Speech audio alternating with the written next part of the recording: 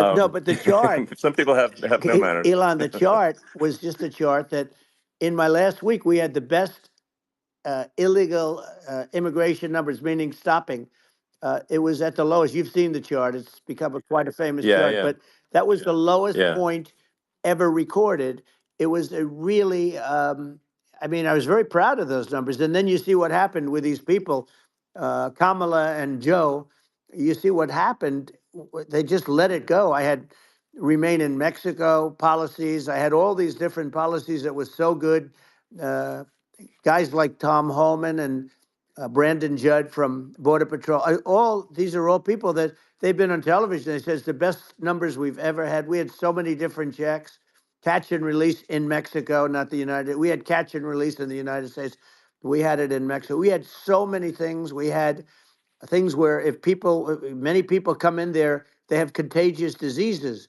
We had everything passed. If you have a contagious disease, I'm sorry, but we cannot allow you into the country. So we were setting Yeah, literally records, and I all I was doing is showing that, and I use it sometimes, sure. and in this case, I'm glad I used it. I can tell you that, but they were fantastic numbers. But I'm going to sleep with that chart always.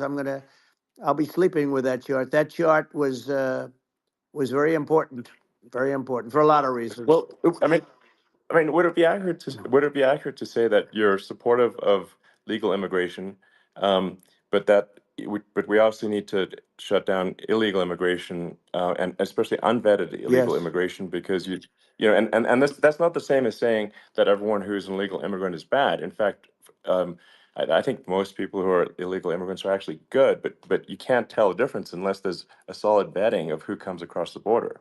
Does that accurately 100%. represent your position? I say it Okay. very simply. They have to come in legally. They have to be checked Yeah. because look, Kamala was the border czar. Now she's denying it. Everything that I do, she's Yeah. saying she was strong on the border. We're going to be strong. Well, she doesn't have to say it. She could close it up right now. They could do things right now. It's horrible. Uh, no tax on tips, and all of a sudden she's making a speech and there will be no tax on tips. I said that months ago. And by the way, they had just the opposite. You know, they had not only tax on tips, but they hired 88,000 IRS agents, and many of them were assigned to go get waitresses and caddies and all of this on tips. They have a policy. They had a policy that they were really going to go after you and were really harassing people horribly. And then all of a sudden, for politics, she says, you know, she comes out with what I said, which I think is terrible, and I think it's also hitting them very hard. These people are fake. Now they're also saying they did a good job on the border. We had the worst numbers in the history of the world, not of our country. There's never been a country in history that has had a catastrophe like this. We've had, I believe, and I think you believe this too. You know, you hear 12 Yeah. million, 13. I believe it's over 20 million people came into our country, Yeah. many coming from jails, from prisons, from mental institutions, or a bigger version of that is Yeah. insane asylums, and many are terrorists. And I'll tell you what, they're coming not just from South America, they're coming from Africa, they're coming from all over the world. They're coming from Asia, they're Yeah. coming from the Middle East, they're coming from countries that are uh, stupidly and horribly bombing Israel October 7th. They're coming from all over the world.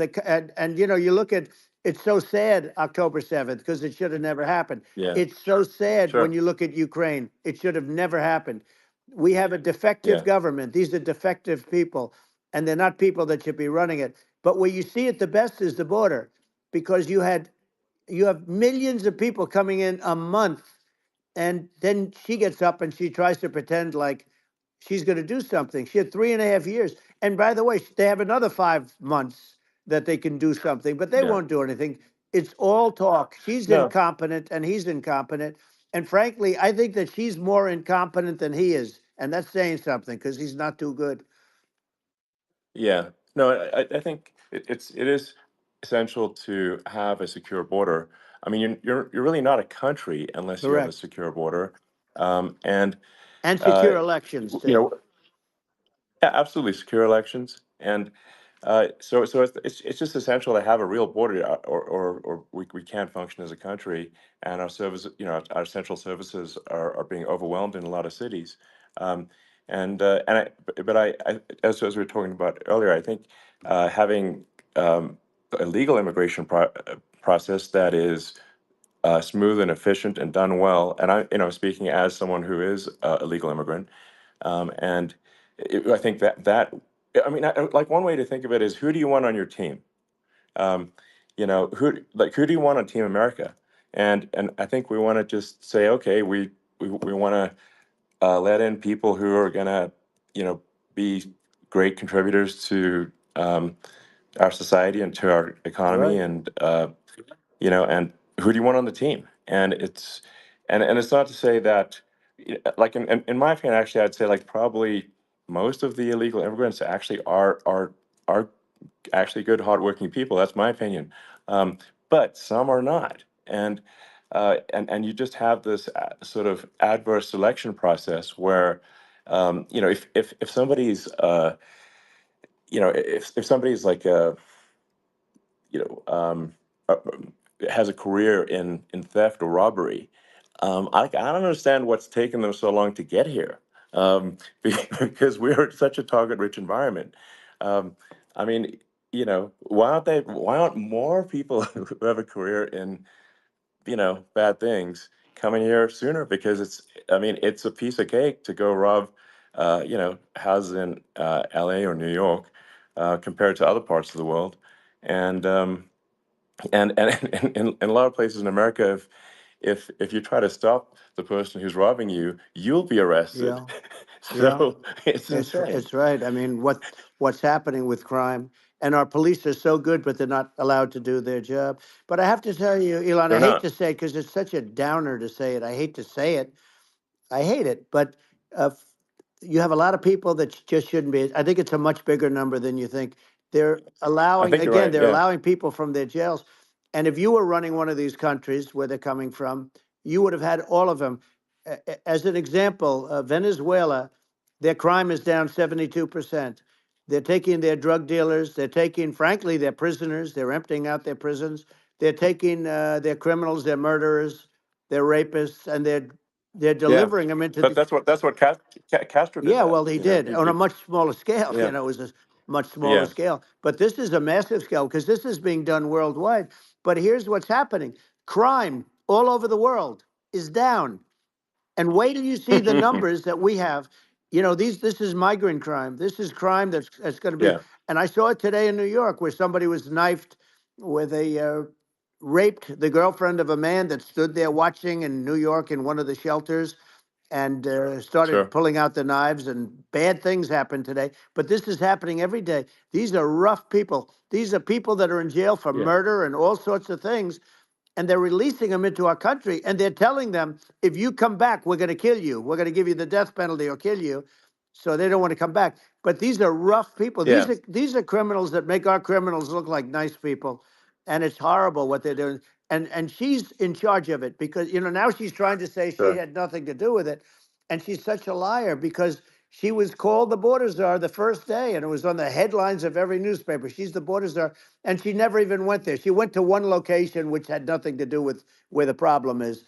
She went in and out, I Right. guess, because she was getting a lot of pressure, Yeah. but Yeah. had nothing to do where the problem Yeah. is. But she was Well. the Well. border czar, and the people Yeah. Yeah. can't allow them to get away with their disinformation campaign. Now she's trying to say that she wasn't. She wasn't really involved, and the whole thing is horrible. She was totally in charge. She could have shut the border down without him. He didn't know what he was doing anyway, so he wouldn't have even known Yeah. what happened. You could shut the border down; he Yeah. wouldn't even know the difference. But uh, the fact is that she was border czar. But if you don't have to call her Yes. that, the fact is you could just call her. She was in charge of the border, and the border was the worst Right. ever. It's simply not working. No, It's, it's I mean, horrible. whether it's a question of intention or competence, either way, we don't have a secure border, and we have people streaming over like it looks like a World War Z zombie apocalypse at times. And sometimes you got to sort of wonder, like, is it real or not? So because you see things, you're like, is it real? I went to the border at Eagle Pass, and I saw for myself in Texas, and I was like, okay, it's real. I'm like seeing this in real time. I actually posted the video like just live. I just flew there one day and just to see, hey, is this?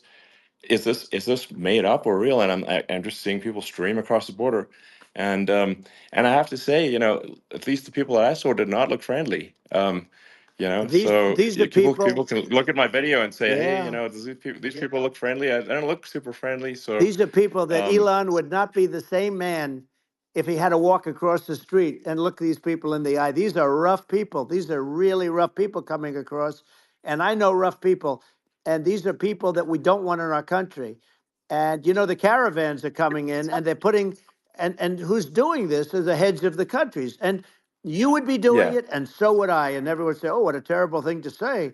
The fact is, it's brilliant for them because they're taking all of their bad people, really bad people. And I hate to say this, the reason the numbers are much bigger than you would think is they're also taking their non-productive people. Now, these aren't people that will kill you.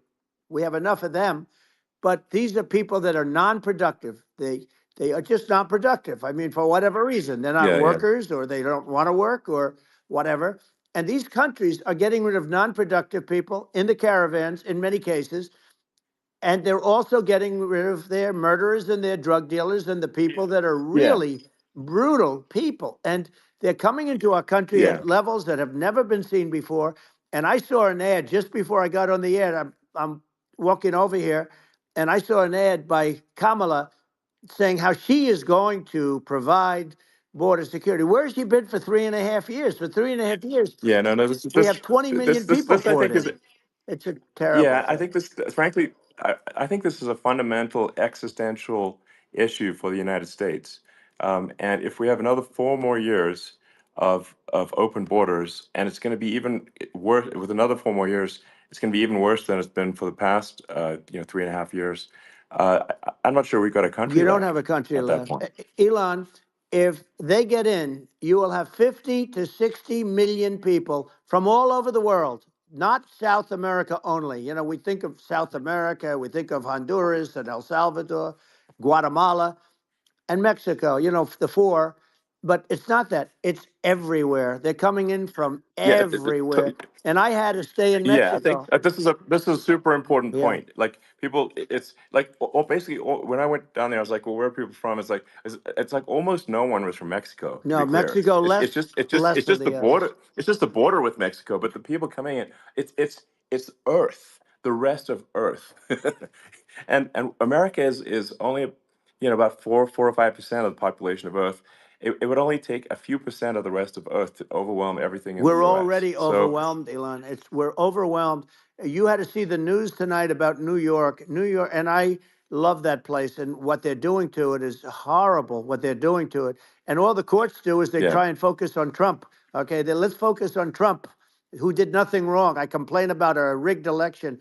Elon, what's happened is unbelievable. You have from Africa, from the Congo, they're coming from the Congo, and 22 people came in from the Congo recently, and they're murderers, and they're dropped. They drop them. They take them out of jails, which is very expensive, to maintain the jails. Although they don't do too much maintaining, I can tell you. But they take them out of jails, prisons. They take them out and they bring them to the United States. They deposit them in the United States and say, "Don't ever come back, or you're going to be executed." And they don't want to come back, but they won't come back. sure. But they're coming from Africa. They're coming from Asia. They're coming from the Middle East. They're coming from South Well, America. just They're Earth, coming from rest of Earth, everywhere. basically. And there are a lot of Yeah, really everywhere on bad Earth. ones. It's just a, it's just an everywhere on Earth thing, and it's just not possible for the United States to absorb, everyone from Earth, or even a few percent of the rest of Earth. It's just not possible. Well, So, Elon, we're going to uh, have just to that's just to yeah, finish this up. We're going to have the largest deportation in history of this country, and we have no choice. Otherwise, we're going to have a country. What they've done to our country. Think of it, with in Venezuela and in some of these other countries, crime is down 50, 60, 70, 80%. And you would be the same. You would have. yeah, I'll yeah, tell you what, Venezuela has not gotten rid of all of them. They've gotten rid of about 70% of their really bad people. Their jails are about 50% uh, put into the United States. Same with other countries. Some sure, are at 30%, some are at 50%. They're all different. But the bottom line is they're all going to be at 100%. Why wouldn't you put 100% of? yeah, And they're doing it right now while this third rate phony candidate. Don't forget, I beat Biden. He failed in the debate miserably, and some people said, "Oh, gee, it's too bad. It's too bad he did so badly," or "I did well in the debate." The first night they said, "Wow." One of the people at CNN said that was the greatest debate performance I've ever witnessed. And then 2 days later, they didn't talk about that. They just said he was bad. But that's okay. That's the way I get treated, and I don't mind that at all. What I can tell you is this: we cannot have a Democrat. We cannot have her. She's incompetent. She's as bad as Biden in a It's different. Look, yeah. she hasn't done an I mean, interview since this yeah. whole scam started. Well, And say what you want. This yeah. was a coup. This was a coup of a president of the United States. He didn't want to leave, and they said we can do it the nice Yeah. way or we can do it the No. hard way. Yeah. Not, I mean, they just took him out back behind the shed and basically shot him. Oh, what they did Biden. with this guy, So and I'm no yeah. fan of his, and he was a horrible president, the worst president in history. And one of the reasons he was so bad, first of all, the Israeli attack would have never happened. Russia would never have attacked Ukraine, and we'd have no inflation. And we wouldn't have had the Afghanistan mess, if you think of it, Well, and we wouldn't have had yeah. Afghanistan. But we think of it, Well, yeah. you take a few of those events away, and we have a different world. We would also have No, no no, you're yeah. inflation was caused by oil. Yeah, no, no. I think you're making an excellent point here, which is that when other countries can, that are, are thinking about invading or doing bad things, when they're thinking about that, they're thinking about, okay, what's the American president going to do, and do they fear the American president, or is there someone they do not respect or and do not fear? And I think they would they rightfully be. I mean, look at the footage of the assassination. They're like, okay, uh, President Trump is like, don't mess with me. I mean, that's like, but whereas I think people are not going to be, and they obviously have not been at all intimidated by Biden, and they certainly will not be intimidated by Kamala. And you have to really think of that in the context of global security.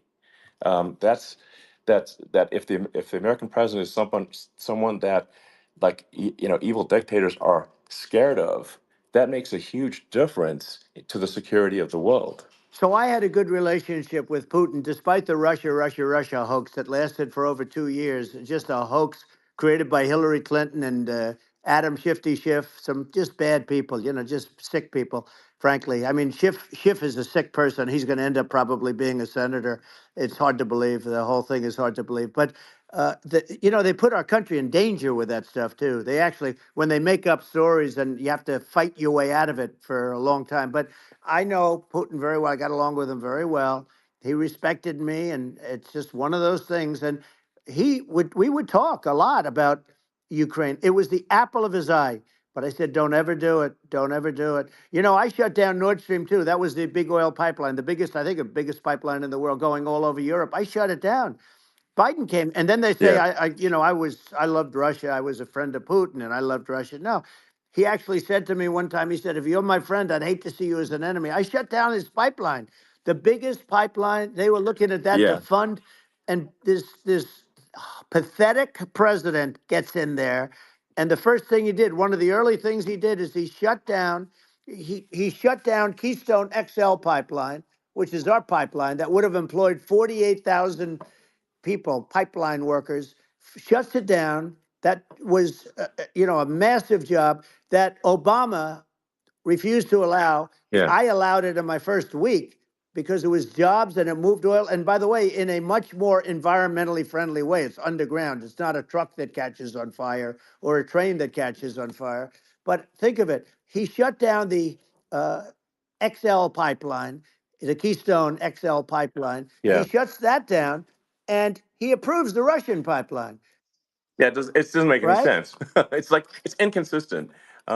Certainly but I mean, I think it's just worth emphasizing to listeners that the immense importance of whether the United States president is intimidating or not intimidating, and how much that matters to global security, because there's some real tough characters out there, and if they don't think the American president is tough, they will do what they want to I do, know every one of and them. it puts the whole Yeah. world in danger. Elon, I know every one It's of a them, big and I know deal. them well. I know Yeah, Putin. I know President Xi. I know Kim Jong Un of North Korea. I know every one of them. And let me tell you, people will say, "Oh, this is terrible." He said, "I'm not saying anything good or bad. They're at the top of their game. They're tough. They're smart. They're vicious, and they're going to protect their country. Whether they love their country, they probably do. It's just a different form of love, but they're going to protect their country. But these are Yeah, tough people at the top of their game. And when they see a Kamala or when they see Biden, Sleepy Joe, they can't even yeah, believe it. They can't believe this happened. All the stuff that you're seeing now, all the horror that you look at Israel, they're all waiting for an attack from Iran. Iran would not be attacking, believe me. You know, when I was there, and I say it with respect because I think we would have been good with Iran. I don't want to do anything bad to Iran, but they knew not to mess around. Iran was broke because I told China, if you buy from Iran oil, it's all about the oil. That's where the money is. But if you buy oil from Iran, you're not going to do any business with the United States. And I meant it. And they said, we'll yeah, pass. yeah. They didn't buy oil. Other countries, likewise, Sure. you want to buy, you're not doing business with the United States. And they were at a point where they had no money for Hamas, they had no money for Hezbollah, they had no money for any of these instruments of terror. And it was amazing. In fact, there were articles when I was leaving, which is hard to believe, actually, especially when you look at what's happened to our country. Our country is so bad right now. It's such a different place. We were respected.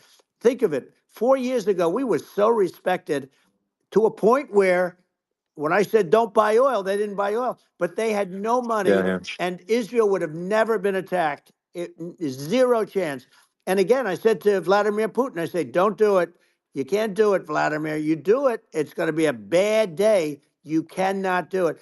And I told him things that what I do, and he said, no way. And I said, way. And you know, it's the last time we ever had the conversation.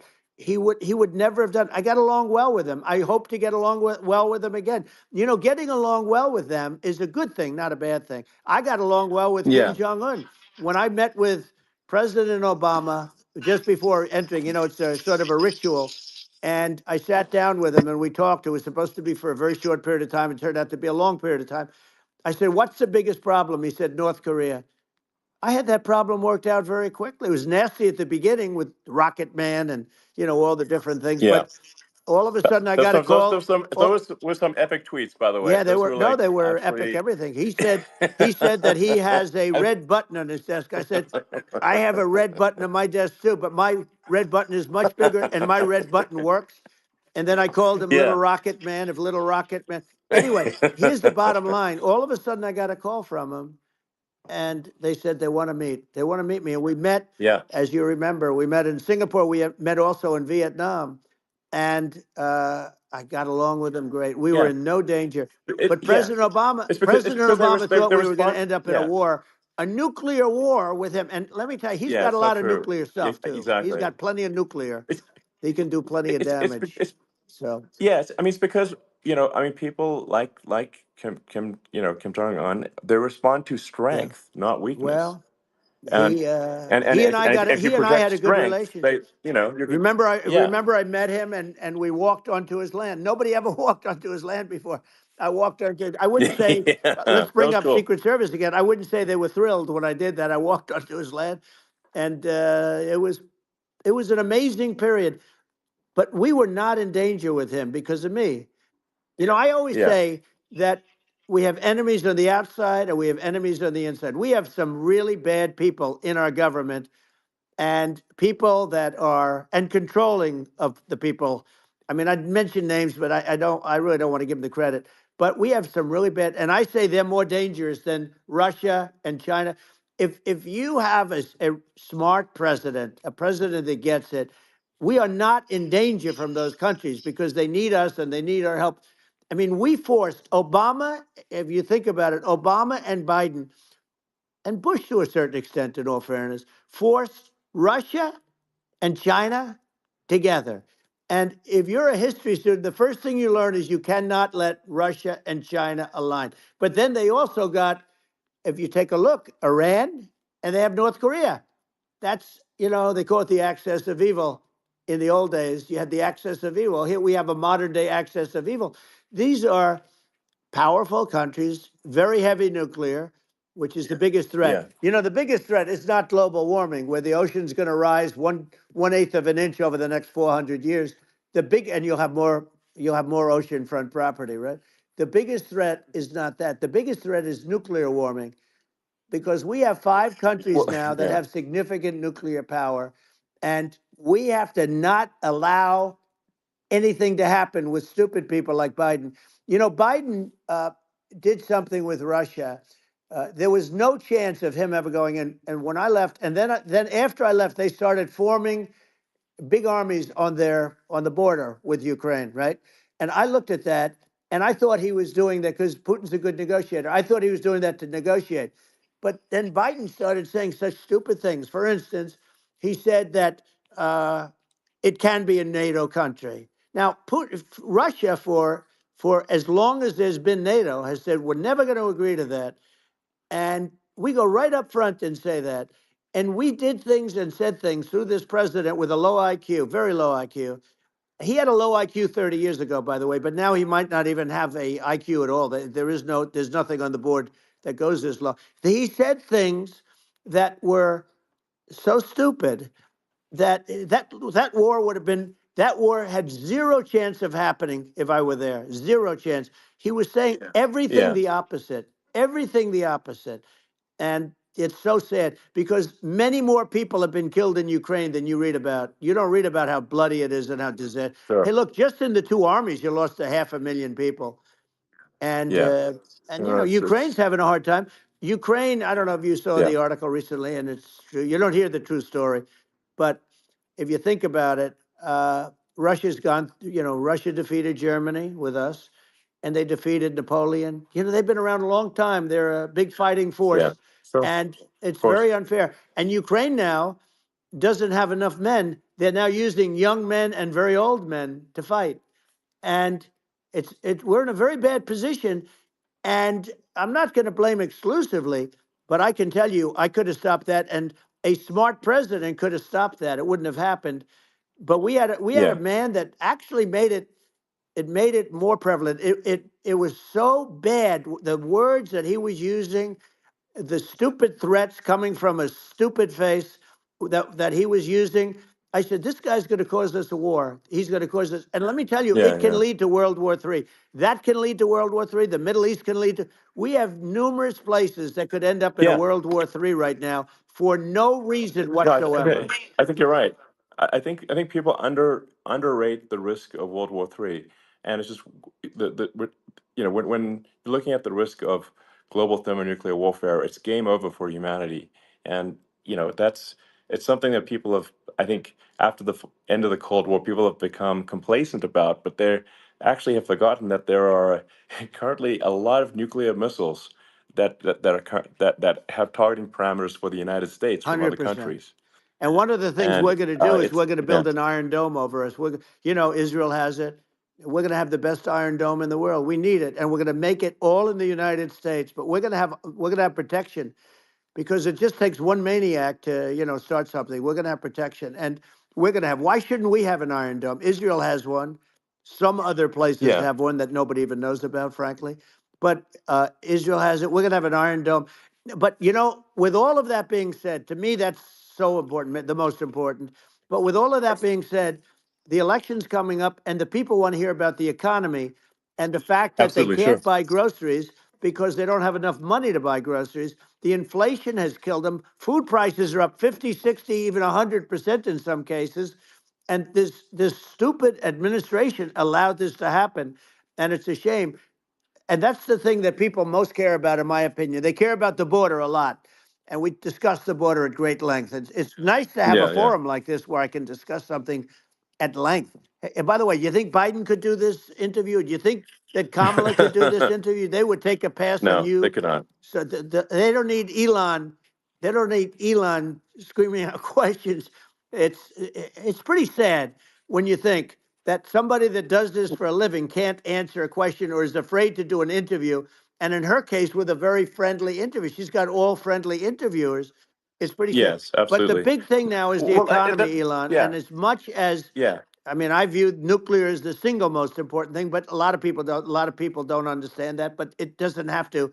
if I understand it, that's all you need, because if I was president, you're not going to have that kind of a problem. But the thing that they really is making them angry is what Kamala and Biden have allowed to happen to the economy. It's a disaster with inflation. The inflation, it Yeah. doesn't matter what you make. The inflation is eating you alive. If you're a worker or if you're just a middle income person, you can't afford. 4 years ago, 5 years ago, people were saving a lot of money. Today, they're using Yeah. all their money and borrowing money just to live. It's a horrible thing Right. that's happening, and we'll end that Well, I think quickly. a lot of yeah, a lot of people just don't understand where inflation comes from. Inflation comes from government overspending because the checks never bounce when it's written by the government. So if the government spends far more than it brings in, that increases the money supply, and if the money supply increases faster than the rate of goods and services, That's right. that's inflation. Um, so really, we need to have we need to reduce our government spending, and we need to re-examine. I think we need like a government efficiency commission to say like, hey, where are we spending money that's sensible? Where is it not Right, sensible? And we need to live within our means. We're currently adding, I think, $1 trillion to the deficit roughly right. every 100 days. That's right. And the interest payments on the national debt have now exceed the defense budget. It's on the order of $1 trillion, It's interest. and it keeps Yeah, I growing. rebuilt our military, largely rebuilt our military, did a great job on it, which was so important. We had jets, we had fighters that were, and bombers that were 70 years old, and we did a great job in that. Then by the way, then we gave 85 billion of it back to Afghanistan, if you can believe it. We gave them 85 billion. They're one of the largest sellers Yeah, of military equipment in the world. They're selling what we gave them. That was one of the most embarrassing days in the history of our country. But if you think about, let's go back to the economy. We have to bring energy yeah, prices down. Energy started it. The price of gasoline. Now your cars don't require too much gasoline, so you have a good, and you do make a great product. I have to say, I have to be honest with you. thank That you. doesn't mean everybody should have an electric car, but these are minor details. But your product is incredible. But the Thank you. gasoline, Elon, is the cost of energy. Not only gasoline, it's the cost of heating your house and cooling your house. That has Sure. to come down. It's gone up 100%, 150, and 200%, and that has to come down. When that comes down, and we're going to Yeah, drill, baby, drill. They stopped drilling, and then they went back to drilling because they went back to the Trump policy. But if they won the day after they get into office, this country will go out of business because they're going to go to an energy policy that's not sustainable. Wind and different things. You're not going to have anything. yeah, And I know you're a big fan of the AI, and I have to say yeah, that AI, and this is shocking to me, but AI requires twice the energy that the country already produces for everything. So you're going to have to build. We're going to have to build a lot of energy if our country will be competitive with China, because that's our primary competitor for this on the AI. You're going to sure. need a lot of Well, I mean, electricity. You're going to need tremendous yeah, electricity, like almost double what we produce now for the whole country, if you can believe it. sure. Well, just going, back to this, like this basic thing, which that people try to make it sound complicated, but it's not. But inflation is caused by government Right. overspending. Would you agree that we need to take a look at government Yes. spending and have perhaps a government efficiency commission that just tries to make the spending sensible and so the country lives within its means, just like a The person does. waste is incredible, and nobody It negotiates is. prices. You used to have a lot of people making jets, and you end up with two companies, and they'll probably try and merge at some point. I mean, I went through it like Air Force, just a thing like Air Force One. One of the first documents they asked me to sign, a general said, "Sir, would you please sign this document?" And what is it? Air Force One. That's with Boeing, which is basically two planes, two 747s, and the price was Yeah. $5.7 billion for two planes. Now they're Wow. highly sophisticated. That's They're insane. even nicer than your plane, okay? But much more sophisticated. They're very. I won't say what's on it, but they got a lot of stuff on it. Anyway, but it's Sure. 5.7. I That's a crazy It's a number. crazy number, but I said I'm not going to pay 5.7. I'm not going to do it. I said, who made the deal? Obama and his people. I said, well, then I know the deal's no good. I'm not going to do it. And over a course of about 4 weeks, by my saying I'm not going to do it, I got the price reduced by $1.6 billion for the exact same plane. Other than we had a nicer paint job, if you want to know the truth. But for the exact same plane, I saved one. And I said to Boeing, man, you guys must make a lot of money if you can reduce the price by that. But now what I do hear is that they're going back to the Biden administration and wanting big cost overruns, because they see these dopey suckers in there and they'll end up getting some of the money back. But I shaved it by $1.6 billion for the exact same plane. And you can now take that and multiply that out times thousands of other Exactly. items. And Multiply it by yeah, a the zillion, numbers are and yeah, yeah. astronomical. I agree with you. Well, I mean, if so, I think it would be great to just have a government efficiency commission that takes a look at these things and just ensures that the taxpayer money, the taxpayers' hard-earned money, is spent in a good way. I'd be happy to help out on such a commission I'd love if it. it were formed. Well, you're the greatest cutter. I mean, I look at what you do. You walk in and you just say, "You want to quit?" They go on Yeah. strike. I won't mention the name of the company, but they go on strike, and you say, "That's okay. You're all gone. You're all gone." So every one of you is gone, and you are the greatest. You would be very good. Oh, you would love it. But if you look at Argentina. Well, I'd be happy to Yeah, by help the way, out. congratulations. I Yeah. just looked at the number of people that are listening to you and I chat. We'll call it a chat. But Yeah. congratulations. This is very good. I mean, it's great. And you're an interesting character. The new head of a place called Argentina, and he's a big, Malay's awesome. he's great. And Yeah. he's a big MAGA fan, that he ran on MAGA. And he took it to an extreme too. He ran on MAGA, and I hear he's doing really a terrific job. It's called Make Argentina Great Again. It worked out perfectly. He came in, he bought a lot of hats, he brought over, but he's doing a big job. He really cut. And I'm hearing Yeah. they're starting to do pretty well. Inflation's getting down. They had like Yes, exactly. 2,000%. They had inflation like not normal inflation. They had the real deal. But we're going to Yeah. have that pretty soon. We have, I think we Yeah. have the worst inflation we've had in 100 years. They say it's 48 years. I don't believe it. I think we have the worst. They Yeah. don't include a lot of the items that should be included. You know. Yeah. Well, it's just from government overspending and not spending taxpayer money Yeah, effectively, and having just like so many departments, you can't even name them all. And what Malay is doing is he's cutting government spending. He's simplifying things. He's having putting in regulations that make sense, and I and we're Argentina overnight is experiencing a giant improvement that's in right. prosperity. But it's also a lesson for the United States, which is that um, Argentina used to be one of the most prosperous countries in the world. Um, That's right. in the like in the 30s, 40s, and because of bad government policy, it ruined the country. And if you take Venezuela, for example, Venezuela should be incredibly prosperous. They have phenomenal reserves of everything, oil, everything, and it should be prosperous. But if the government's wrong, it impoverishes the people. And so I think we should not be complacent in the United States in thinking that and taking our prosperity for granted, because if with bad government policy, we can run the country into the ground. And that's just something people should bear in mind. Don't take prosperity for granted. Well, think of education. So we're ranked at the bottom of every list of the top 40. We're ranked number 40, number 38.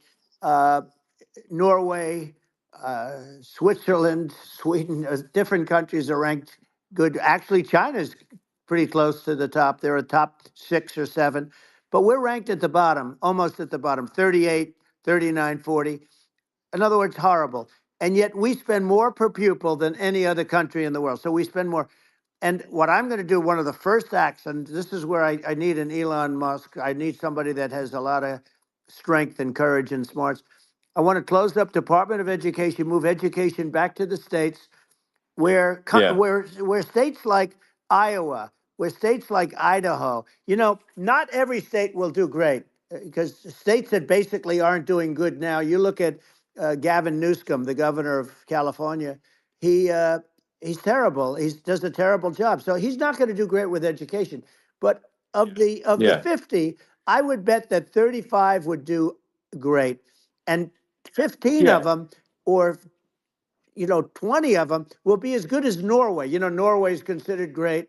Uh, you can name them. I mean, just they're so good. Some of Yeah. these countries are so good. But if you go into some of these really well-run states, we have states that don't know what debt is. We have states that have low taxes, no debt, everybody working. They're really well run, Sure. and maybe they have certain advantages in terms of location, in terms of the land, or the sun, and the water and the whole thing. There are a lot of advantages that some people have. But if you moved education back to the 50, you'll have some that won't do well, but they'll actually be forced to do better because it'll be a pretty bad situation. Yeah. But if you think Well, about it, yeah. you'll have some Yeah. of Yeah. these states. I'll bet you'd have 30, 35 states. It'll be much better. And you know what it'll cost? Less than Yeah. half what it is in Washington. And Yeah. these people don't care Well, about the yeah. students in these faraway states, and it'd Well, be unbelievable. yeah.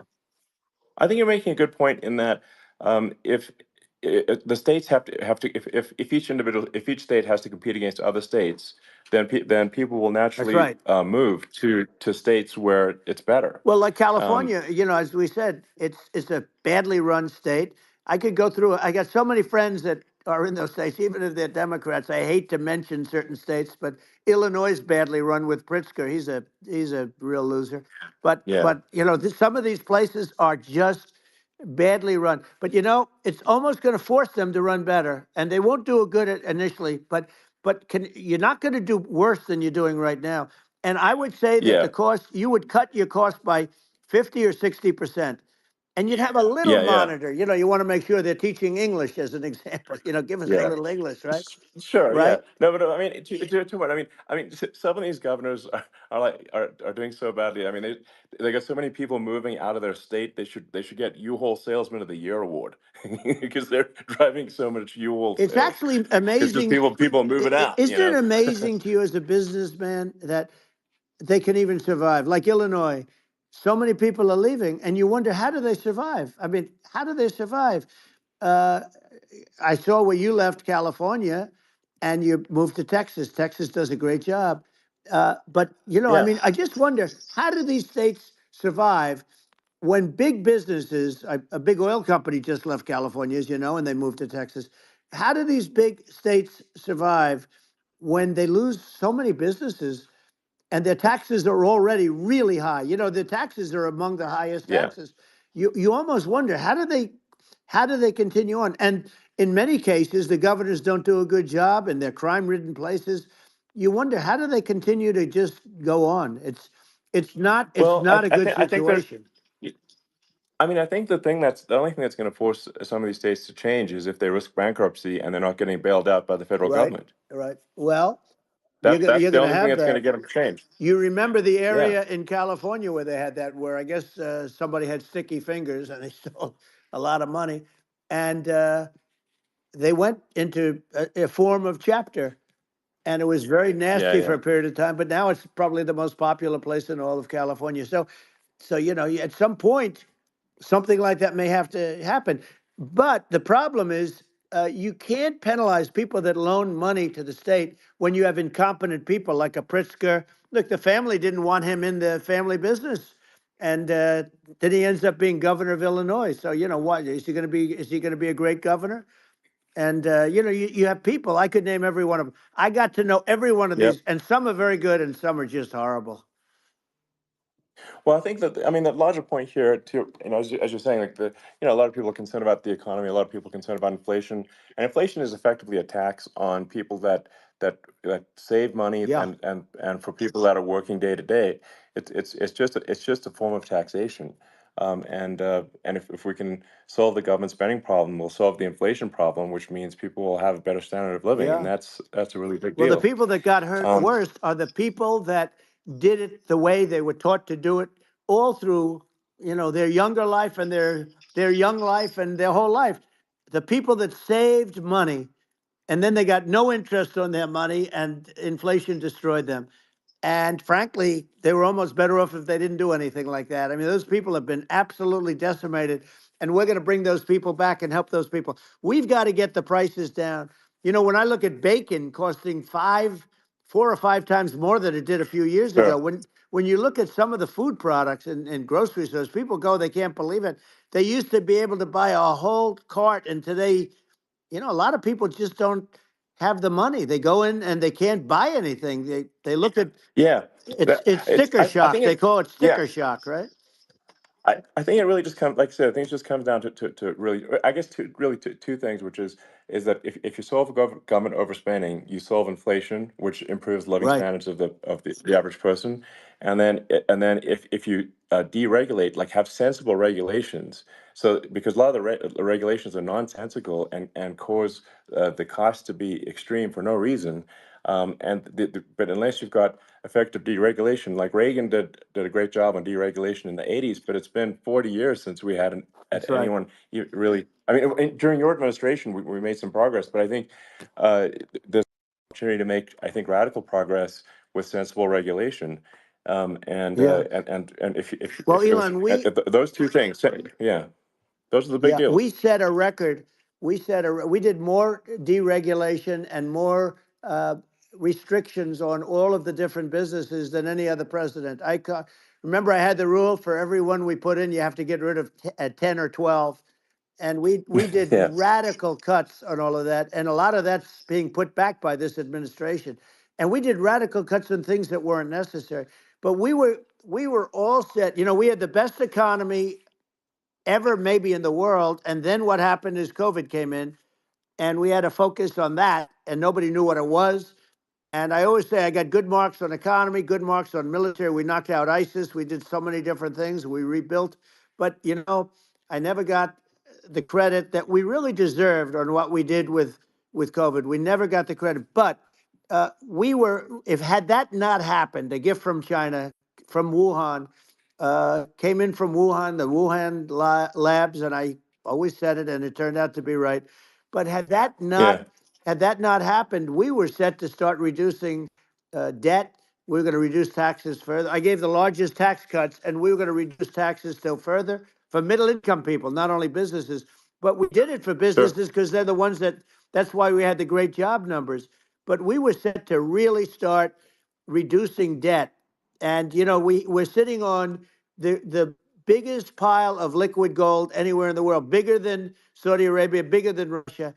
And we were going to drill, and we were going to make so much money. We were going to supply Europe with oil. I had stopped the Russian pipeline, and we were going to supply them with oil and gas. We were going to make a fortune. And then the COVID came in, and we really had to divert. Then what happened is when they came in, you know, we kept a lot of businesses alive. If I didn't do what we did, we would have had a 1929 type depression. But the problem is when Biden came in, he got trillions of dollars and just started spending it stupidly. You didn't need it anymore. You know, we got over that bad period where everybody was dying and feeling, you know, it was just not a good period. Interestingly, you know, during his administration, many more people died during his administration of COVID than during my administration, and we really got the brunt of it. But people don't realize more people died during his administration than ours. But it diverted us from doing what I wanted to do. But we had the greatest for, you know, almost 3 years. We had the yeah, great, and you know that probably better than anybody. So many of your friends said to me, the best years we've ever had in business were during the Trump years, and also said that African American, Hispanic American were so incredible. They were having the best Asian American women, men, young people without a diploma, young people that graduated from the best colleges, from MIT, from the Wharton School, from all of the great colleges, Harvard. They were doing better, and people without a diploma were doing better, and everybody was happy. And then COVID came, and sure. we had the problem is they spent trillions and trillions of dollars. They wasted. They shouldn't have taken any money, and we wouldn't be having inflation right now, which is killing our country. Yeah, yeah. Yeah, absolutely. And I mean, I should probably say something about like, maybe my views on, climate change Yeah, and oil and gas, because I think they're probably different from what most people would assume. Because my views are actually pretty, I think, moderate in this regard, which is that I don't think we should vilify the oil and gas industry and the people that have worked very hard in those industries to provide the necessary energy to support the economy. And if we were to stop using oil and gas right now, we would all be starving and the economy would collapse. So I don't think it's right to sort of vilify the oil and gas industry. And I, the world has a certain demand for oil and gas, and it's probably better if the United States provides that than some other sure. countries. And it would help with prosperity in the U.S. And at the same time, obviously, my view is like we do over time want to move to a sustainable energy economy because eventually you do run out of. I mean, you run out of oil and gas. It's not there for. It's not infinite. Um, and there is some risk. I think it's not the risk is not as high as a lot of people say it is with respect to global warming. But I think if you just keep increasing the parts per million in the atmosphere long enough, eventually it actually simply gets uncomfortable to breathe. People don't realize this. If you go past 1,000 parts per million of CO2, you start getting headaches and nausea. And so we're now in the sort of 400 range. We're adding, I think, about roughly 2 parts per million per year. So I mean, it still gives us. So what it means is like we still have quite a bit of time, but so there's not like we don't need to rush and we don't need to like stop farmers from farming or you know uh, prevent people from having steaks or Right, basic stuff like right. that. Like you can leave the farmers alone, I agree. in How my opinion. crazy is that where I mean, you have farmers that are not allowed to farm anymore and have to get rid of their cattle and the whole world is yeah, a that's little silly. crazy, but it's largely taken its lead from us. I just say though, I've heard in terms of the fossil fuel, because even to create your electric car and create the electricity needed for the electric car. Fossil fuel is what really creates that at the generating plants. And, so you sort of can't get away from it at this moment. I mean, someday you might be able to, but I do hear we have anywhere from 100 to 500 years left. Much of it hasn't even been found yet. Yeah, But there are tremendous, like Anwar. I got Anwar in Alaska approved. Ronald Reagan couldn't do it. Nobody could do it. Everybody tried. Nobody could do it. I got it approved. The first thing that Biden did was unimprove it, to get rid of it. He ended yeah, it. His uh, his secretary went in and she ended it. And what a disgrace. That's Anwar. That's bigger, or they think it could be bigger than Saudi Arabia in Alaska. Could be bigger than Saudi Arabia. But they went in and they terminated it. And I'll get it going very quickly because not only is it big for Alaska, I mean, you talk about economic development, that for the United States, I mean, that is, they say bigger than Saudi Arabia or the same size, and pure, yeah. really good stuff. And, they end it. So I think we have, perhaps hundreds of years left. Nobody really knows. But during I that yeah. during that I mean, time, my something will estimate. come around that will be Yeah, very good. yeah. Yeah. Well, I mean, and my estimate would be, a little more uh, aggressive than that, but it's not the sort of like we're all going to die in 5 years stuff. That's obviously BS. Um, but I mean, my view is like if you just look at sort of the parts per million that increments every year, you get sort of 2 or 3 parts per million every year of CO2.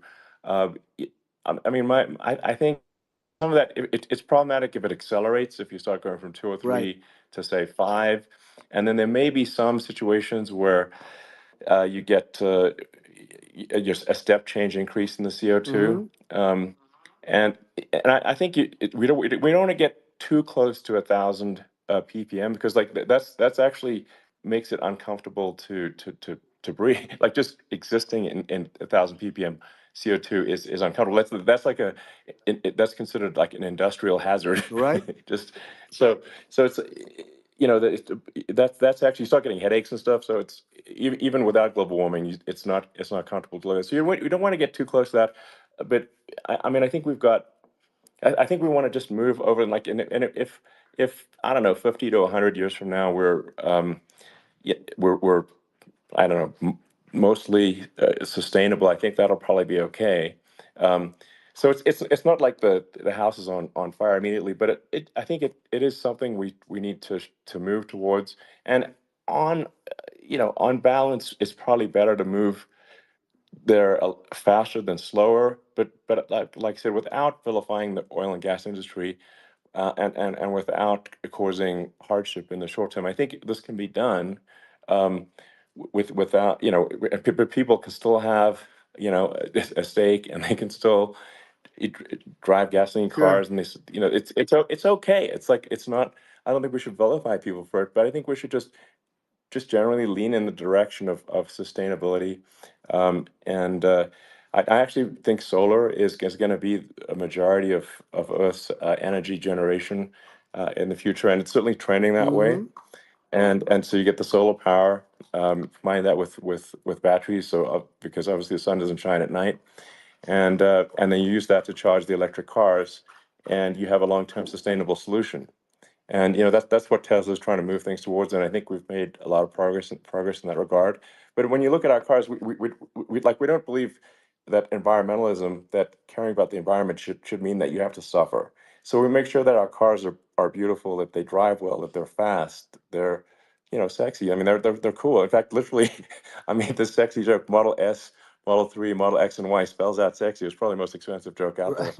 Um, but I don't know, I like cheesy humor, so, um, but I'm a big fan of, like, let's have an inspiring future, and Yeah. let's work towards, a better future, and we can do so without demonizing Right. people. I'm okay. You know, It's very interesting. You use the word global warming, and today they use the word climate change because you have some places that go up, and so they were getting themselves in a little trouble with the word global warming because not every place is warming. Some places are going the opposite direction. But I'm sort of waiting for you to come up with solar panels on the roofs of your cars and on the trunks of the cars, and it just seems like something that at some point you will come up with. I'm sure you'll be the first, but it would seem that a solar panel on the roofs, on flat surfaces, on certain surfaces might be good, yeah, at least in certain areas of the country where you have the world sure, where you have the sun. But I would think, and I have no idea because that's not my world, but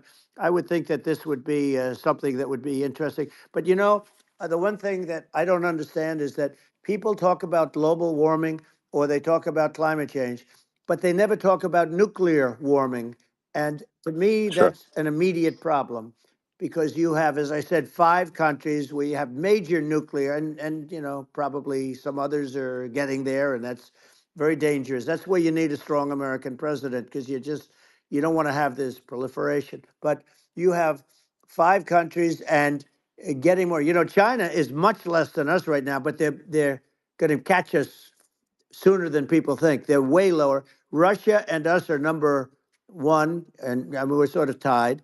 And China is far behind, but they're developing at a level that you're not surprised to hear very fast. They'll end up catching up, maybe even yeah, surpassing. But to me, the biggest yeah, problem is not climate change. It's not, and everything's a problem, but it's degrees. To me, the big problem is the nuclear power. The power of nuclear is so great. And when I talk yeah. about Nuclear power is underrated. It's I'll awesome. prevent World War Yeah. III, Oh, I will. But the okay. truth is that you have to because this is no longer army tanks going back and forth and shooting at each other. This is Yeah. a level of destruction and power that nobody's ever seen before. Yeah, and actually, there's the bad side of nuclear, which is a nuclear war, very bad side. But there's also, I think, nuclear electricity generation is Absolutely, you're underrated, right. and it's actually, people have this fear of nuclear electricity generation, but it's actually one of the safest forms of electricity generation. It's just a huge misunderstanding. Um, and if you look at the injuries and deaths, caused by, say, I mean, I'm not going to try to pick on coal mining, but just any kind of mining Right. operation, and there's a certain number of injuries and deaths per year. And you compare that to nuclear. Nuclear is actually way better. So it's underrated as an electricity source, and I think it's something that's worth reconsidering. But there's so much regulation that people can't get it done. So that, Maybe they'll have sort to of change the have it, name. The name is just, it's a rough name. There are some areas yeah, it's a rough like when name. you see what happened in, Good, bad right, branding. The we'll have to branding's rough. rebrand it. We'll have to give it a good name. We'll name it after you or something. You know, No, no, I it don't has think a, so. hey, it has a branding problem. You know, when you see what happened in It does have a branding problem. when you see what happened in Japan, where they say you won't be able to go on the land for about 3,000 years. Did you ever see that?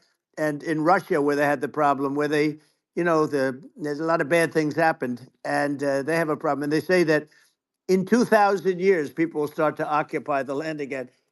You realize it's pretty bad. No, But that's not true. but you're Well, no, right no, about it. It's amazing.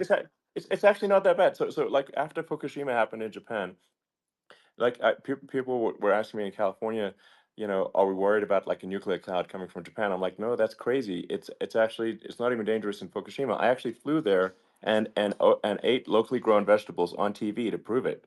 Um, and and I donated a solar water treatment, a solar powered system for a water treatment plant, and Yeah, but you haven't because the been danger feeling is so just well lately, and I'm worried about no, it. no, but I mean, I'm it's just only kidding. it's I'm only fine, kidding. It's like Hiroshima and Nagasaki were bombed, but now they're like full cities again. So Right. it's Well, that's clearly great. not That's great. something that That's um, great. so it's not as scary as people think, basically. But Yeah. um, let's see. I mean, are there some other topics we should touch on? Oh, like lawfare. I think Well, we need to be concerned about. what they've done to Um, this country. obviously, Yeah. yeah. Well, we just won the big I mean, case in Florida.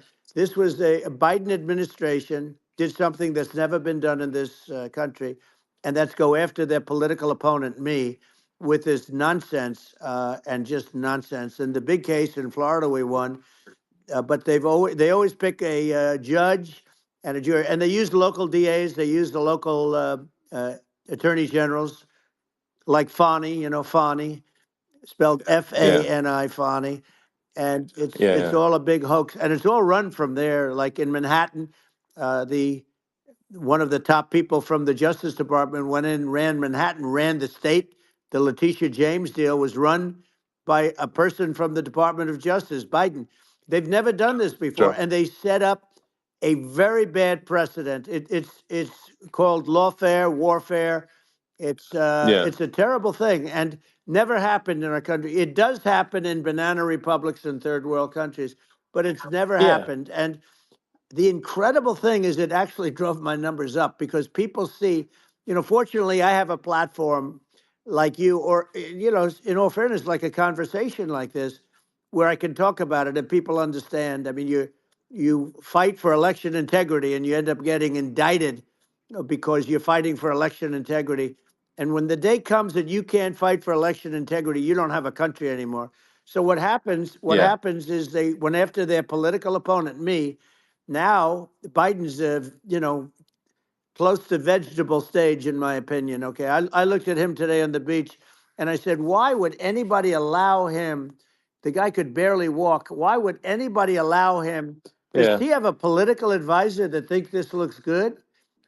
He thinks this looks good because it looks so bad, and it's ridiculous. I mean, and he's been doing right, that right, for a long time. He can't lift the chair. The chair weighs about 3 ounces. It's meant for children and old people to lift, and he can't yeah. lift it.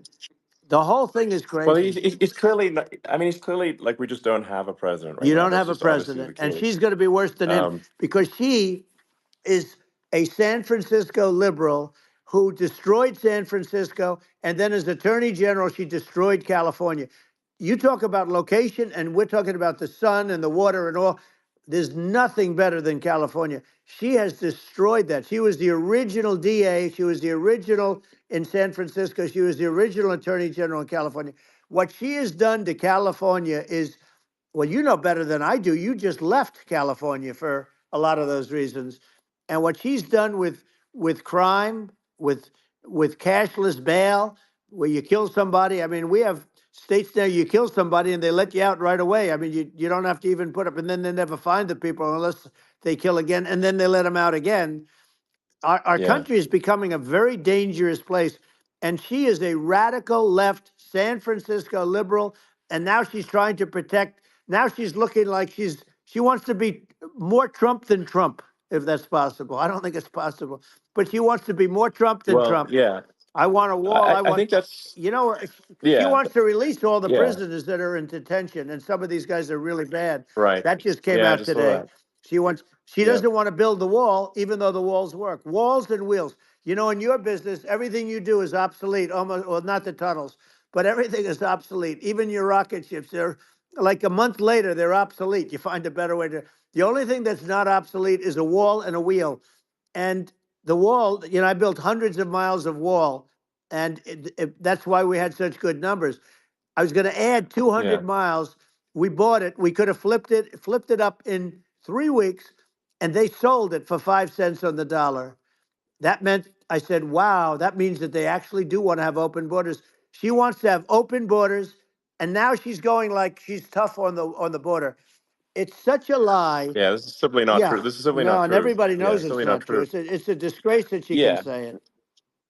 No, I mean, obviously, what's happening sort of overnight is they're rewriting history and making Kamala sound like a moderate when in fact she is far left, like far, far Worse left. than Bernie Um, Sanders. She is considered more yeah, liberal by far than Bernie Sanders. She's a radical left lunatic. And if she's going to be our president, very quickly, you're not going to have a country anymore. And she'll go back to all of yeah, the things that she believes in. She believes in defunding the police. She believes in no fracking, zero. You don't. Now all of a yeah, sudden she's yeah, saying, "No, I will. I really want to see fracking."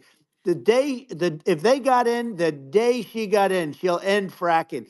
And by the way, if people didn't think that, the lunatics that really believe in that, they won't vote for her. You know, like like the yeah, Palestinians and Israel. She is so anti-Israel, and she's bad for both. Biden actually did something that was impossible. Both sides hate him. You know, both sides. That was a hard yeah. thing to do. Unification. Yeah, no, no. I mean, Netanyahu came to give a talk to a joint Senate and House sitting, and I was there, and Kamala stood him up. What does that say? I think Um, it's highly that's disrespectful. And I say, if you're a Jewish person or if you believe in Israel, if you're a person that, you know, is a very pro-Israel, if you vote for her, it's worse than Biden. And Biden was bad. But if you vote for her, you ought to have your head examined. And you see tonight, I mean, as we're doing this, I'm seeing reports coming that they expect an attack tonight or tomorrow from hundreds and maybe thousands of rockets. You know, their Iron Dome, as they call it, as we all call it, but their shield that they build, that can be swamped. We'll use a term that's yeah, appropriate, swamped.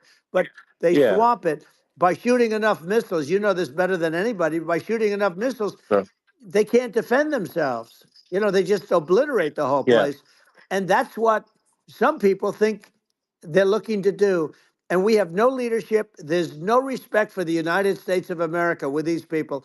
And I'm telling you, yeah, she'll be worse than him because she's a believer yeah. No, in I being think you're right. radical left, and he wasn't. I think you're right. I mean, you really, it's important for the public that may be listening to this to look at Kamala's track record, before the last like month, and say, is that a track record you agree with? And I think if you're an independent moderate, you definitely would not agree with it, because it is her behavior has been far left, and we're seeing just an overnight propaganda attempt to rewrite history and make it sound like Kamala's moderate when she in fact is not moderate. Well, Um, so I her think that, running mate approved, signed into legislation, tampons in boys' bathrooms. Okay, now yeah, that's yeah, all I that's have weird. to hear. Tampons in That's boys' weird. bathrooms, and that means she Yeah, believes in that too. I mean, yeah, that's she not picked okay. this guy because he was the closest to her. A lot of people thought she'd pick sort of the opposite, but she picked an anti-Israel radical left person. But she is far worse, they say, than Bernie Sanders. If we have her as a president, if we have a Democrat at this moment as a president, I don't think our country can survive. I think it's a massive. I think we're in massive trouble, frankly, with the Kamala administration, and that's my honest opinion. Um, and uh, and I think really it's essential that you win for the good of the country for this election. And I mean, that's I'm just stating my opinion. Um, Now, you may have seen this, but I got a letter from the EU Commission, like saying, to not have disinformation on during this discussion that we're having, and there's a lot of attempts to do censorship and to force censorship even on Americans from other countries, and um, what do you think about that? Well, I know the European Union very well. They take great advantage of the United States in trade, as you know. We, through a different forum, NATO, we protect them, and yet, if you build a car in the United States, you can't sell it in Europe. You just can't sell it. It's impossible. The same thing with our farmers. Our farmers find it very difficult to do business. We have a deficit with them of $250 billion, which people don't know. It sounds so nice, the European Union, but let me tell you, they're not as tough as China, but they're bad. And I let them know it, and that's probably why they notified you. No, they don't treat our country well. We defend them, with Ukraine. So we're in for 250 billion, and they're in for about 71 billion, and they have the same size. It's If you add up the European nations that in terms of an economy, it's about the same size. When you say as us, and they're in, Yeah, and they're in much greater risk. They they're right there. We have an ocean separating us from, in this case, the enemy would be Russia. Used to be for the yeah, Soviet Union, but let's assume they're close enough. And what happens is uh, they're in for 70 something million. I think even less than that, billion, and we're in for about 250 billion, and it could be a lot higher than that. And I say, why aren't you going to equalize? Why aren't they paying what we're paying? And they're in much more, it's much more important for them because of the fact that, they're right near there. I mean, they're all sort of in that location. We're not. But they yeah, should, they should, and I did it with NATO. There were only 7 countries that were paid up in NATO out of 28 at the time.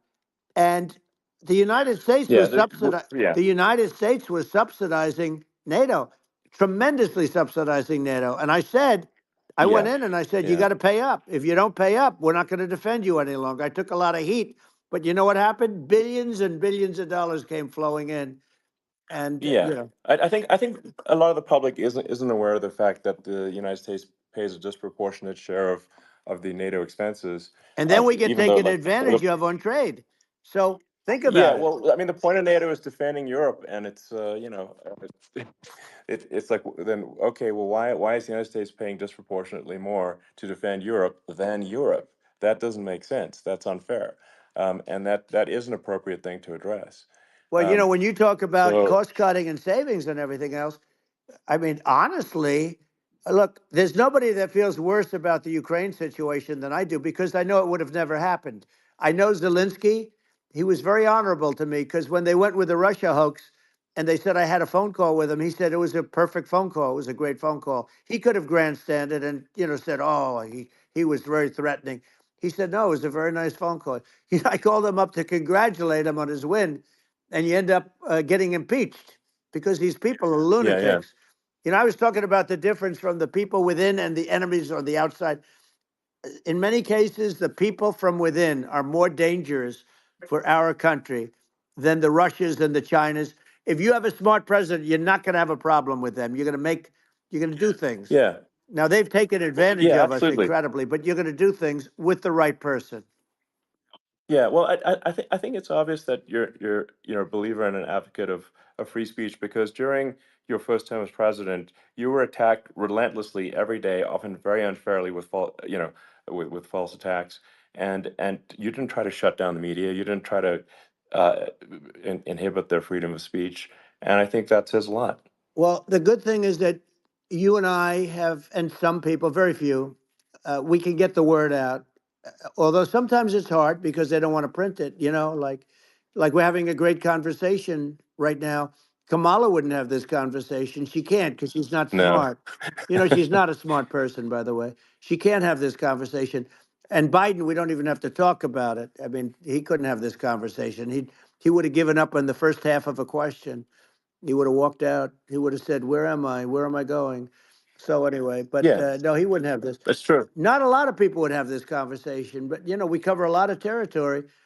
But the beauty is that we can have a conversation, and Yes, you can I'm actually able have a to get it out conversation. without because I get treated unfairly This by is a the really press. big point. You can actually have a conversation with you, Yeah, it's nice, isn't it? and you can't have a conversation with Biden or Kamala. It's like not. It's not possible. That's true. Um, It's so this is like talking to an NPC. So no. it's just Well, impossible. but think of it. We need a man or person who's unbelievably sharp in order to stop all the nuclear danger and all the dangers that I'm talking about. And I got along with all these. I got along with Kim Jong Un. We had dinner, we had everything, and he really liked me, and I got along with him really well. By the way, he's the absolute boss over there. A lot of people said, "Oh, do you think he really?" That's for Let me sure. tell you, I saw things that you don't want to know about. He is the boss, but we had a good relationship, and he doesn't like Biden. He considers him a stupid man. He said he's a stupid man. Well, at least he speaks his mind. But in this country, you're not sort of allowed to say it, but I guess you are. You should be allowed to say it if Yeah, it's true. But we need smart people, and we need people that have an ability to lead. And she doesn't have that ability. Can you imagine? Now, yeah. Chairman Xi very well. Can you imagine her and him negotiating, or No, it's even silly. It would be standing silly. together? It is, the whole concept Yeah, is ridiculous. She is terrible. She's terrible. But she's getting a free ride. I it saw a would. picture of her Yeah, yeah, on Time Magazine today. She looks like the most beautiful actress ever to live. It was a drawing, and yeah, actually, yeah. she looked very much like our great first lady, Melania.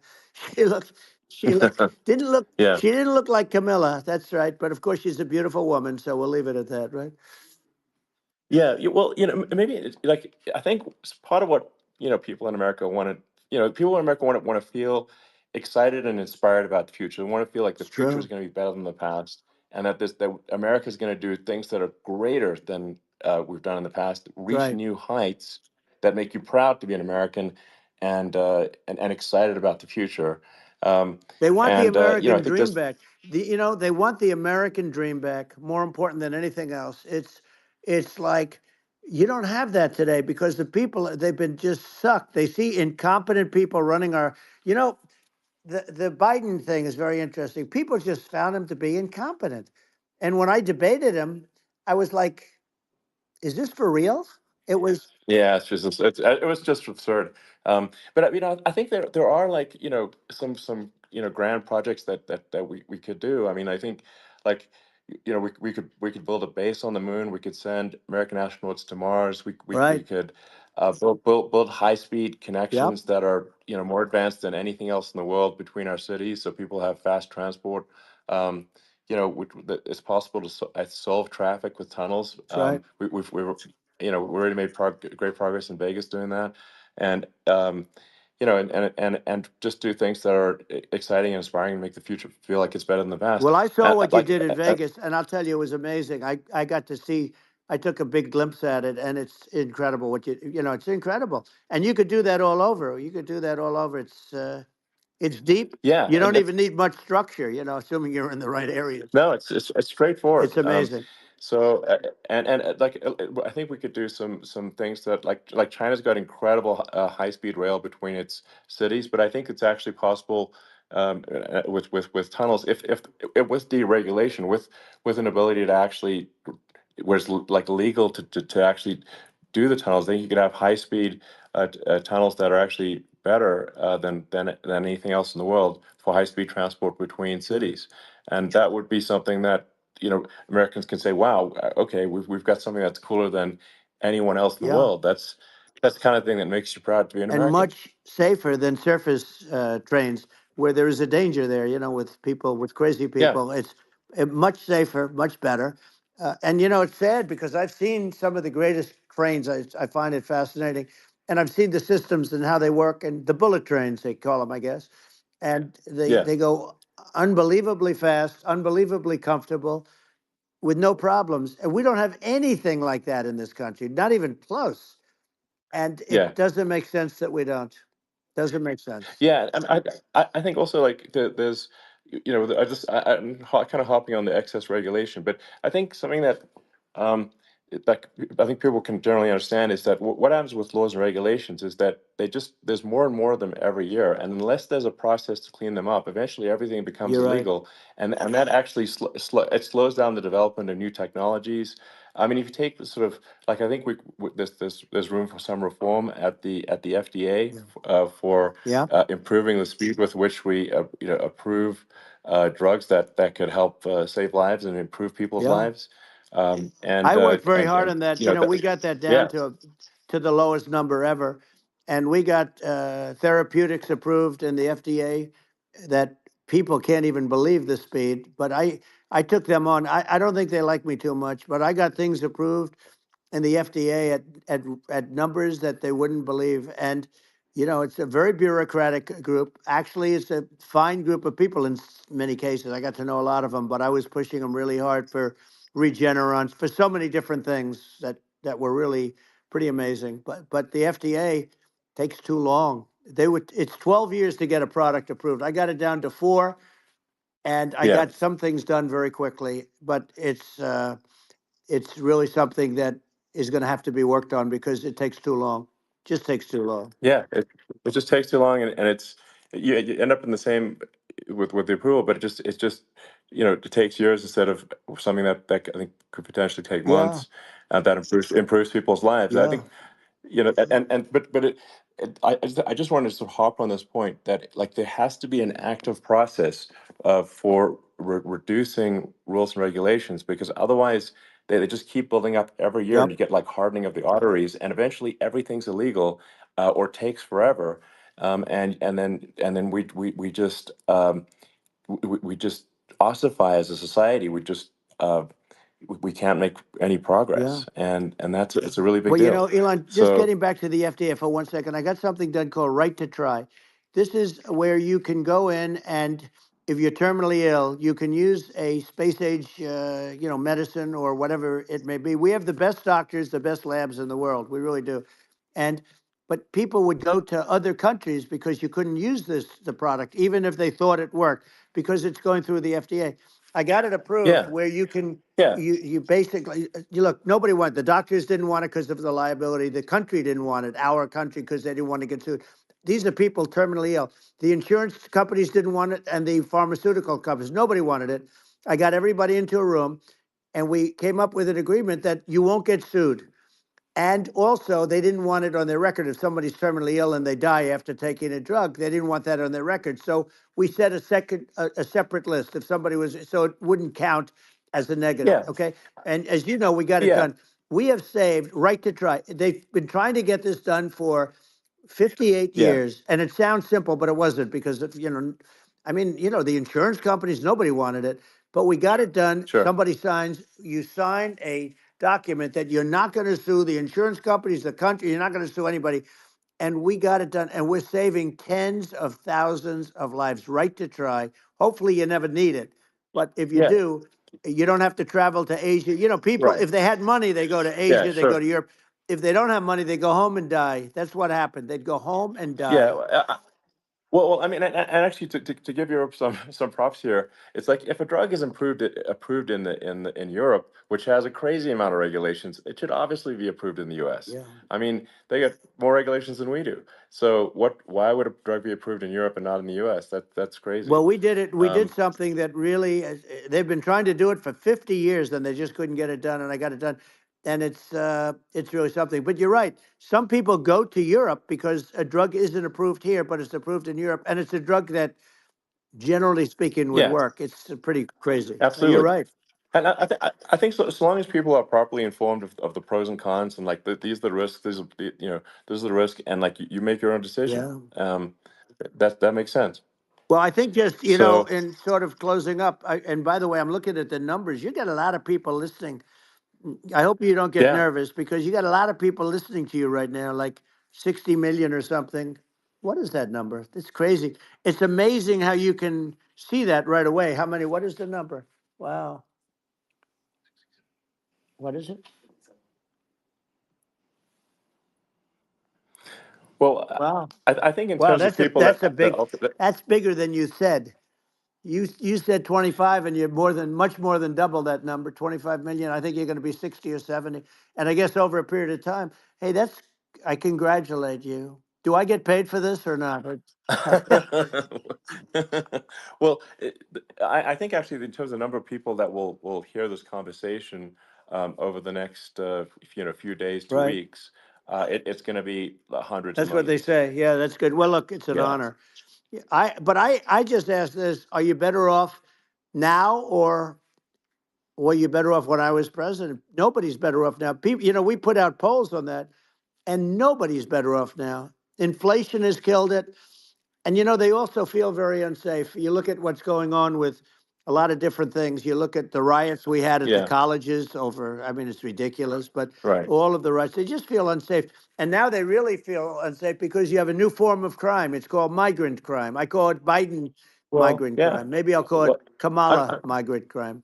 But I mean, with all these things, I always try to get to the ground truth by just asking people. And my mom lives in New York, and I was like, Mom, do you know, have you, any of your friends, been attacked or assaulted? And she said, yeah, three of her friends in three it's separate crazy. incidents were assaulted just in recent months, just walking around the streets of New York. And I said, well, what happened to the people that assaulted them? Oh, nothing. They got away. Like, and they just They know that always get away. nothing's going to, and they don't even bother reporting it because there's not, they know that they're not going to, people are not going to get prosecuted. They just let, violent criminals out in New York The only one with that gets zero bail. prosecuted is Donald Trump. They don't get, they prosecute Trump. Yeah, I mean it's just obviously messed Oh, up it's terrible. if violent criminals are being getting off scot Yep. free, and meanwhile New York spending massive resources prosecuting you, and it's like what's this, and I think the sort of sensible public looks at this and says, what the heck's going on here? This is obviously abuse of the legal system. Um, the legal system is supposed to be protecting the That's right. public from violent criminals, and it should be obviously allowing the public to make their own decision about who should be president, as opposed to, some, legal case. Once they start this precedent, because this can go on with the next one. I mean, this is a very bad precedent what they're doing in terms of, going after their political opponent. And that's all it is. It's going after their political opponent. Yeah. And then you get a judge who's, a strong Democrat. And I'm being nice when I say that, in many cases, crooked as hell.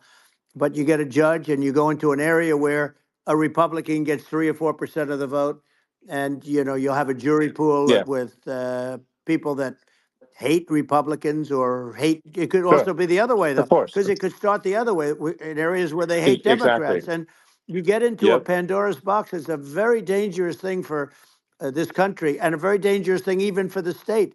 New York City is Yep. losing. New York Absolutely. City and state lose a lot of business over what they did to me, because these people say we don't want that to happen to us. That's no justice system. You have an unfair system of Yes. justice, and it's costing New York State a tremendous amount of money. People are leaving and companies are leaving, and they won't come back. So, all of that stuff is important. But the economy now is the big thing, and we can turn that economy up so fast, and people are going to be back again. We're going to get rid of Yeah. I think there's inflation. I think there's a lot of Right. opportunity. Absolutely. Absolutely. So And I just I want to think I I want to think congratulate you. You've done an amazing job. You have definitely got a fertile mind. We can talk. You and I can talk about rockets and, it's kind of you to say thank well, you. tunnels. We can talk about tunnels and rockets and electric cars. So many things. And now you're into the AI, and that's going to be another beauty, I'll say. So Yeah. it's an amazing thing you've done, Elon. It's an amazing thing, and I Well, congratulate you. I mean, thank you. And well, I mean, I just say here, here's to an exciting, inspiring future that people can look forward to and be optimistic and excited about what happens next. And that's the kind of future that I think you will bring as president, and that's why I endorse you. Well, I appreciate that. That endorsement meant a lot to me. Not all endorsements mean that much, to be honest. Your endorsement meant a lot. And, we have a phrase, make America great again. It's pretty simple, but it really says that we want to make America great again. And we can do it. We can do it now. But if we were going to suffer another 4 years like we've suffered for the last 4 years, I'm not sure the country can ever come back. That's how bad it is. It's so bad. We have to I do a think lot I of think that's a things. very real Yeah, risk. it's a big That's a risk. very real risk. Yeah. And it's, I'd just like to note to people listening, like I've not been very political before, and if you look at my record, I've actually been. I'm not like sometimes they try to paint me as like a far right guy, which is absurd because I'm like making electric vehicles and solar and batteries helping with the environment, and I actually I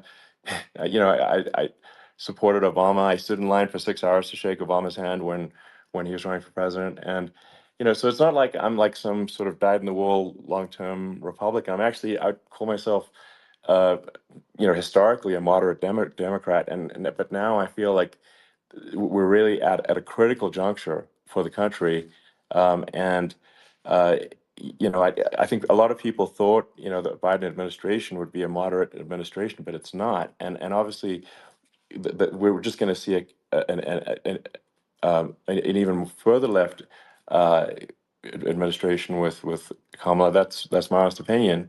I mean, her dad is literally. I mean, she was brought up as an actual. Her dad is a Marxist economist. You can Google it. I mean, it's not a. We're not making this up.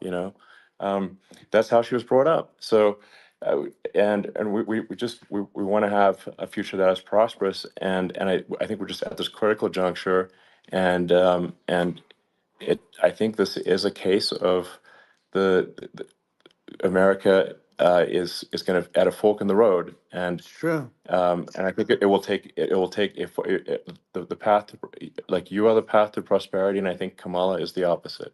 Then that's my honest opinion. I'm gonna get attacked like crazy, and I've also experienced quite a bit of lawfare myself. And but I'm just trying to tell people my honest opinion, and I haven't been really active in politics before, and I'm just trying to point out that my track record historically has been moderate, if not moderate, slightly left, and so this is to people out there who are in the moderate camp to say I think you should support um, Donald Trump for president. And I think it's actually a very important junction in the road, and we're in deep trouble if it goes the other way. Well, I want to thank you. And, I actually always did think of you as somewhat left. I must say that. So it's Yeah. even more of an Well, that's, honor to have yeah. your endorsement. I know how strong you feel about it. But, when you think of her, San Francisco, 15 years ago, I had a great friend, Bob Tish. He said it's the greatest city in America, and now it's almost not livable there. And California likewise. And she was involved in the destruction of San Francisco and the destruction of California, and she will be involved in the destruction of our country if people are so unwise as to elect her. And I hope that doesn't happen, and I hope the elections are going to be run honestly, and we're going to turn this country around. We're going to do things and we can do it fairly quickly. And we have to get rid of the criminals that have been, given to us by other countries as they laugh. They laugh at Yeah. us. They think we're stupid to accept these people. These are radical, stone cold killers in many cases and terrorists. And they're in our country by the hundreds of thousands. Yeah. And we have to take Yeah. them out. Yeah, I mean, if I could summarize it, perhaps, I think these are issues that I think most people in America would agree with, which is that we want safe and clean cities, we want secure borders, we want sensible government spending, we want to restore both the perception and reality of respect in the judicial system, just stop the lawfare, and I think that's like, and how are those even right wing positions? I think those are that's just common sense, and that's I mean, would you agree with A that? 100%. I don't understand, the whole, they call it progressive. They don't like the word liberal anymore, but call it liberal or progressive. I don't understand how somebody could say that it's okay for them to empty prisons into our country. And again, I told you their Yeah, crime rates definitely all not over the world okay. are going way down, which makes sense. In fact, the next time what we'll do is if something happens with this election, which would be a horror show, we'll meet the next time in Venezuela because it'll be a far safer place to meet than our country. Okay. So you and I will go and we'll have a meeting and dinner in Venezuela because that's what's happening. Their crime rate's coming down and our crime rate's going through the roof. And it's so simple. And you haven't seen anything yet because these people have come into our country and they're just getting acclimated. And they don't know about being politically correct law enforcement or lack of law enforcement. And our police, I have to just end with this. We have great police. We have great law enforcement, but they're not allowed to do their job. They have to be able to do their Yeah. job without being destroyed. Well, absolutely, and it's obviously demoralizing if you're a police officer risking your life to to arrest violent criminals who could kill you and do kill you sometimes, and then you arrest the violent criminal and then the DA doesn't prosecute and that's let the guy out. Right. Well, then like why should a police officer risk their life uh, to arrest a violent felon Well, even worse, if Elon, nothing's going to happen? even worse, they prosecute the police officer. They go after it and they prosecute the police officer and they take away his pension. They take away his Yeah. job. He loses his family. He loses his house. Well, I thought it was very telling, like incredibly telling, that when that was that case where sort of a gang of thugs beat up police officers. I think it was in Times Yep. Square in New York, and and then nothing happened to those guys. They were let out, zero bail, and I think a bunch of them were given free tickets to California. Well, what is I mean, that is a gross indignity against the United States, and that's how, I mean, this is insane. Like, have we lost all pride? What that how can such a thing be allowed to occur? I've never seen anything. You know? We see where they get shot. It's a very dangerous profession, but it's something they're very proud of, and they want to be able to do their job. But I've seen them get shot. I've seen a lot of things, but I've never seen where these guys are standing in the middle of a big street, everybody watching them, and they're literally boxing, like punching, stand up fighting a police officer. There were two of them, and Yeah, yet about six yeah, of yeah. these guys, and they're punching the hell out of them. And in their own country, they would be dead if they did that. They'd be shot. They Yes. would be shot instantly. And they come from these countries, and it's taking them a while to realize that we don't do that in this country. But in their own Yeah, country, if they stood on a street and had a fight with a police officer, they would be shot. There's no political correctness, and yeah. It's it's just such a sad thing to see. And that's the reason you have crime, we by the way, yeah, because we don't do anything about yeah. it. Yeah, we just cannot have a situation where our police officers are beaten up on camera by a gang of illegal immigrants, and then nothing happens to the guys that beat up the cops. I mean, and they're let out. This is Well, we're going to unacceptable. change it, Um, and we're going to get them out of the country. When I first got involved, they said you couldn't get them back to these countries. You couldn't take them back. In the case of Guatemala, Honduras, El Salvador, some others, you couldn't get them back. And I said, really? Oh, you can't get them back because under Obama, he couldn't get them back. They'd fly them in, and they'd put planes on the runways in these countries, so you couldn't land a plane. They'd bring them back. And the generals told me, sir, we can't bring them back. The countries won't accept MS-13 gang members. They won't accept them. And I said, really, how much do we pay these various countries in terms of economic aid, which is also somewhat ridiculous? And the answer was $750 million. I said, good. Tell them they're in default. They're delinquent. We're not paying them anymore because they won't accept yeah, their. it's And you know what happened? They all called me, yeah, every one yeah, of them. They said, we would be honored to take them back, sir. We would be honored. It was so easy. But it's one of those things. And we got them back. We took in so many, the MS-13 is probably yeah, the worst gangs in the world. They're the most vicious, violent. We took them out of here by the thousands and got them out of here. And their countries took them back.